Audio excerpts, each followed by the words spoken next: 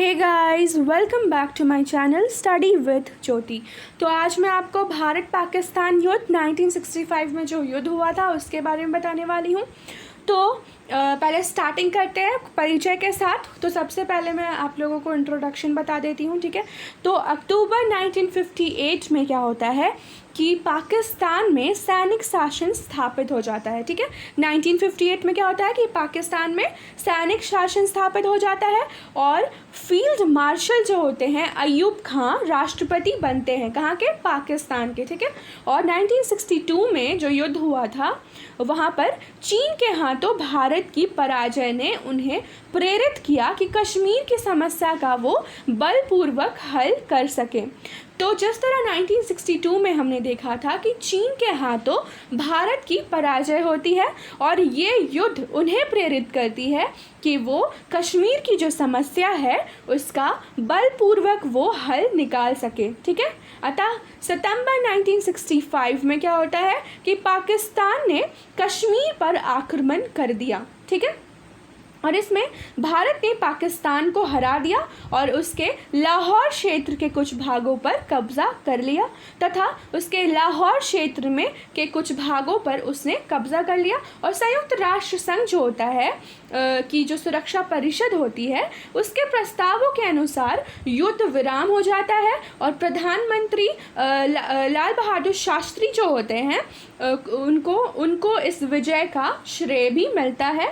और 1962 में जिस तरह भारत युद्ध हार गया था चीन से, उसका कलंक भी दूर हो जाता है, लेकिन पाकिस्तान को अप्रत्याशित हार का मुंह भी देखना पड़ता है। और अब अयूब खान जो होते हैं वो सोवियत संघ की ओर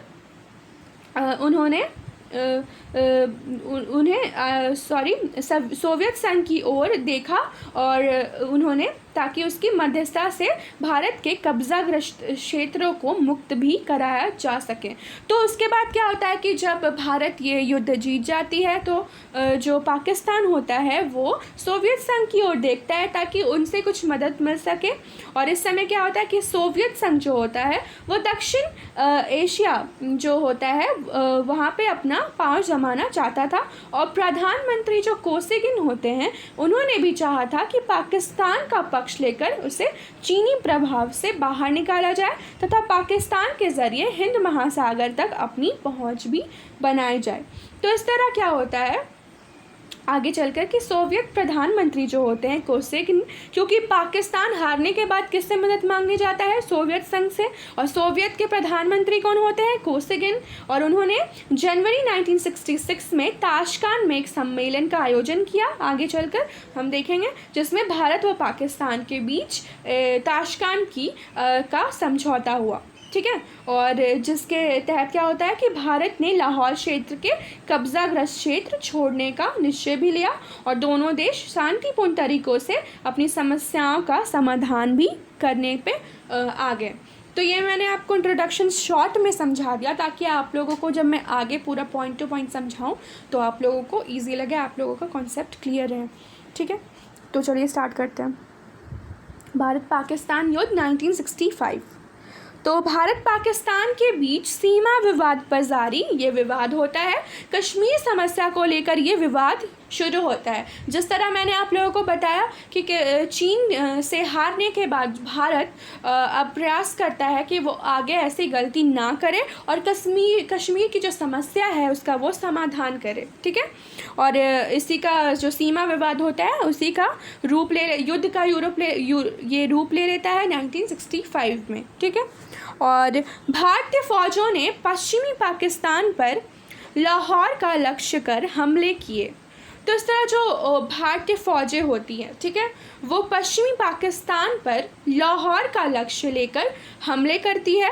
और तत्कालीन जो रक्षा मंत्री होते हैं यशवंत राव चौहान, उन्होंने कहा कि पाकिस्तानी सेना के हमले के जवाब में भी कार्रवाई की जाएगी और पाकिस्तानी सेना ने भारतीय राज्य पंजाब पर हवाई हमले किए। तो इस तरह जो पाकिस्तानी सेना होती है वो भारतीय राज्य पंजाब पर अपने हवाई हमले करती है, और तत्कालीन पाकिस्तानी जो राष्ट्रपति होते हैं, जैसे कि मैंने आप लोगों को बताया, जनरल अयूब खां, याद रखिएगा, और उन्होंने भारत के खिलाफ पूर्ण युद्ध की घोषणा कर दी। ठीक है, तो ये क्या करते हैं कि वो भारत से युद्ध करने के लिए घोषणा कर देते हैं, और 3 हफ्तों तक ये भीषण युद्ध चलता है। ठीक है, और लड़ाई के बाद दोनों देश संयुक्त राष्ट्र प्रायोजित युद्ध विराम पर सहमत भी हो जाते हैं। तो आगे चलकर क्या होता है कि संयुक्त राष्ट्र संघ जब यहाँ पे इस युद्ध में हस्तक्षेप करता है तो वहाँ पर युद्ध विराम हो जाता है, और दोनों इस युद्ध विराम पर सहमत भी हो जाते हैं।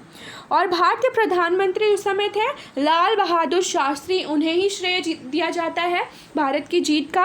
और अयूब खां के बीच ताशकंद में भी बैठक होती है। तो ताशकंद की बैठक किसके द्वारा की जाती है? संयुक्त राष्ट्र संघ और सोवियत संघ के द्वारा। ठीक है, उसके हेल्प से, क्योंकि जब पाकिस्तान हार जाता है तो वो किससे मदद मांगने जाता है? सोवियत संघ से, याद रखिएगा। ठीक है, और इसी के वजह से ये ताशकंद बैठक होती है, जिसके बारे में आपको मैं आगे बताऊंगी। ठीक है, और घोषणा पत्र द्वारा क्या होता है कि दोनों जो पक्ष होते हैं भारत और पाकिस्तान के बीच दस्तखत किए जाते हैं घोषणा पत्र में। युद्ध विराम किस तरह क्या होता है वो बताती हूँ। तो ये युद्ध जो होता है 23 सितंबर तक चला, और संयुक्त राष्ट्र संघ के हस्तक्षेप के कारण जिस दिन युद्ध विराम हुआ उसके 3:30 बजे सुबह में ये युद्ध समाप्त हो जाता है। और पाकिस्तान को यह आशा थी कि चीन उसकी सहायता करेगा। तो पाकिस्तान को ये बड़ी आशा रहती है कि चीन उसकी सहायता करेगा, लेकिन ऐसा नहीं होता है। इसकी वजह से क्या होता है कि वो सोवियत संघ से मांगता है अपना सहायता, और सोवियत संघ भी सोचती है कि चीन के प्रभाव से पाकिस्तान को हटा दिया जाए और अपने प्रभाव में पाकिस्तान को ले लिया जाए, इसलिए वो मदद भी करती है आगे चलकर, जिसके वजह से ताशकंद समझौता होता है। ठीक है, और आगे क्या होता है कि भारतीय सेना ने पाकिस्तान के एक बहुत बड़े भूभाग पर अधिकार भी कर लिया, और युद्ध के खत्म होने पर 740 वर्ग मील का पाकिस्तानी क्षेत्र जो होता है वो भारतीय कब्जे में आ जाता है। तो इस युद्ध के दौरान क्या होता है कि पाकिस्तान का जो 740 वर्ग मील क्षेत्र होता है वो किसके अधीन आ जाता है? भारत के, और भारतीय कब्जे में आ जाता है। और 240 वर्ग मील जो होता है, जो भारतीय क्षेत्र रहता है 240 वर्ग मील, वो किसके पास आ जाता है? पाकिस्तान के कब्जे में। तो 740 वर्ग मील किसे मिलता है? भारत को, और 240 वर्ग मील किसे मिलता है? पाकिस्तान को। और वो जो 240 वर्ग मील होती है वो किसकी होती है? भारत की, और जो 740 वर्ग मील होती है वो पाकिस्तान की होती है। तो इस तरह दोनों के बीच में जब लड़ाई होता है तो वो लोग कुछ कुछ हिस्से को अपने अधीन कर लेते हैं इस युद्ध के दौरान। ठीक है, और आगे क्या होता है कि जन धन और सैनिक साजो सामान में दोनों पक्षों को अपार क्षति भी होती है। तो ये तो स्वाभाविक है कि किसी भी युद्ध में आर्थिक क्षति तो होती ही है, जन की, धन की, सैनिक की, सारे तो इसमें तो क्षति होनी ही थी। तो 1965 के युद्ध विराम के समय स्थिति का परिणाम क्या निकलता है वो देख लेते हैं। तो 7 अक्टूबर 1965 को भारत सरकार ने एक मानचित्र प्रकाशित की, जिसमें यह दिखाया गया कि 23 सितंबर 1965 ईस्वी को युद्ध विराम रेखा के समय पाकिस्तान में और पाकिस्तान अधिकृत कश्मीर में कुल 740 वर्ग मील क्षेत्र भारत के अधिकार में हो गया है, और पाकिस्तान ने केवल 200, यहाँ पे 240 होगा, ओके, तो 240 वर्ग मील अधिकार रखा। तो इस तरह क्या होता है कि मानचित्र प्रकाशित किया जाता है भारत सरकार द्वारा, जिसमें ये दिखाया जाता है कि 23 सितंबर 1965 में क्या होता है कि युद्ध विराम हो जाता है, और पाकिस्तान अधिकृत कश्मीर में कुल 740 वर्ग मील क्षेत्र जो होता है वो भारत के अधिकार में हो जाता है, और 240 वर्ग मील किसके अधिकार में हो जाता है? पाकिस्तान के।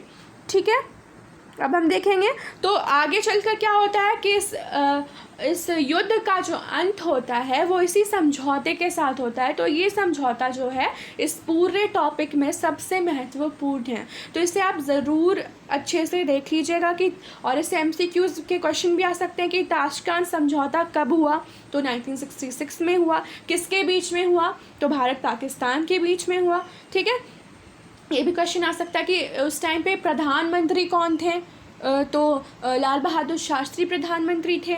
तो ये भी क्वेश्चन आ सकता है कि पाकिस्तान के राष्ट्रपति कौन थे, तो अयूब खान थे। ठीक है, तो इस तरह के क्वेश्चंस आ सकते हैं। ओके, तो आगे देखते हैं ताशकंद समझौता है क्या। ठीक है, तो दोनों देश संयुक्त राष्ट्र के चार्टर में आस्था रखते हुए शांतिपूर्ण ढंग से अपने विवादों को समाधान करेंगे। तो इसमें कहा जाता है कि दोनों जो देश हैं वो संयुक्त राष्ट्र के चार्टर में आस्था रखते हुए शांतिपूर्ण ढंग से अपने विवादों का समाधान करेंगे। दूसरा पॉइंट होता है दोनों देश किसी के आंतरिक मामलों में हस्तक्षेप नहीं करेंगे। ठीक है, और दुष्प्रचार भी रोकेंगे। तो इस तरह वो एक दूसरे के मामलों में हस्तक्षेप नहीं करेंगे और दुष्प्रचार को भी रोकेंगे।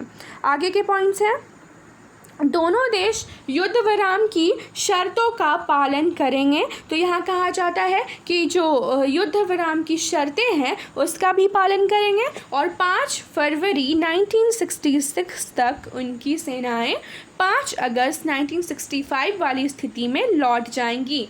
तो इस तरह जो पहले की स्थिति थी 5 अगस्त 1965 में जो उनकी स्थिति थी उसमें उनकी सेनाएं लौट आएंगी, और अभी जो है उसे बदलकर 1965 5 अगस्त 1965 में जो स्थिति थी उसी पे लौट आएंगी। ठीक है, और युद्ध बंदियों को भी रिहा कर दिया जाएगा। दोनों तरफ के, दोनों पक्षों के जितने भी युद्ध बंदी हैं उन्हें भी रिहा कर दिया जाएगा, और दोनों देश अपने संबंधों को सुधारेंगे। तो इस तरह से क्या होता है कि ताशकंद समझौता द्वारा 1965 का जो युद्ध होता है वो इसी तरह 1965 का जो युद्ध होता है भारत और पाकिस्तान के बीच में वो यहीं पर समाप्त हो जाता है। और समाप्त किस तरह होता है, ताशकंद समझौते के द्वारा जो 1966 में हुआ था।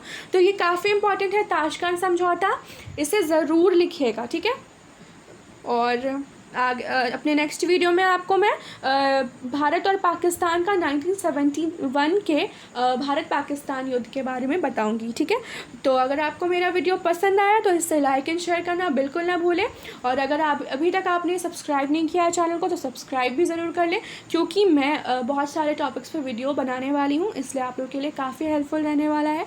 इसे आप देख पाएँ आसानी से, इसलिए आप सब्सक्राइब भी ज़रूर कर लें। And thank you.